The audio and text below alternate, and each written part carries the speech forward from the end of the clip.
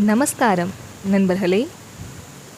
இந்த பதிவில் வீரபாண்டிய கட்டபொம்மன் அவர்களை தூக்கிலிடப்பட்ட இடத்த ஒரு சுற்றுலாத்தலமாக அவங்க வடிவமைச்சிருக்காங்க.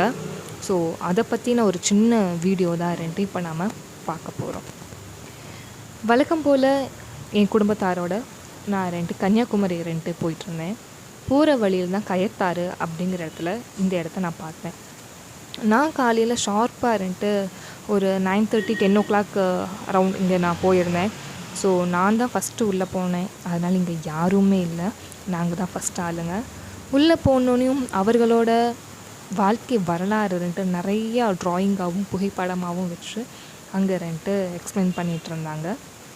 ரொம்ப நீட்டாக க்ளீனாக ஒரு அமைதியான இடமா இருந்தது. குழந்தைங்கள்லாம் வந்துட்டு போகிற இடமாகவும் அது வச்சுருந்தாங்க. இந்த இடத்துல நல்லா ஒரு பெரிய சிலை ஒன்று இருந்தது, வீரபாண்டிய கட்டபொம்மன் அவர்களோட சிலை.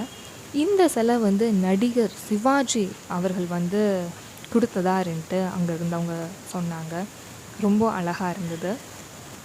இந்த மாதிரியான சில இடங்களுக்கு நம்ம குழந்தைங்களை கூட்டிகிட்டு போகணும், அவங்களுக்கு அந்த வரலாறெல்லாம் சொல்லணும். அந்த மாதிரி ஒரு யூனிக்கான பிளேஸாக இருந்தது. இதில் அவருக்கு எதனால் தூக்கிலிடப்பட்டார், ஆங்கிலேயர்கள் அவர்கிட்ட என்னென்ன மாதிரி நடந்துக்கிட்டாங்க அப்படிங்கிறதெல்லாம் கூட அந்த புகைப்படத்துக்கு கீழே எழுதியிருந்தது. இதோ இங்கே இருக்கிற அந்த பெரிய தூண் இருக்குது பார்த்தீங்களா, இந்த இடத்துல தான் எக்ஸாக்டாக ஒரு புளிய மரம் இருந்திருக்கு. அந்த புளிய மரத்தில் தான் அவர் தூக்கிலிடப்பட்டிருக்காரு. அந்த இடம்தான் இது. சுற்றுலா பயணிகள் வர்றதுக்காக குழந்தைங்கள்லாம் டைம் ஸ்பெண்ட் பண்ணுங்கிறதுக்காக நிறையா மரமெல்லாம் வளர்த்திருக்காங்க. குழந்தைங்களுக்காக நிறையா பூங்கா மாதிரி வச்சு இந்த மாதிரி ஊஞ்சல், சறுக்கு மரம், சீசா அப்படிலாம் வச்சுருக்காங்க. நீங்கள் கண்டிப்பாக ஒரு நாள் கயத்தாறு போனீங்க அப்படின்னா இந்த இடத்த தவறாமல் போய் பாருங்கள்.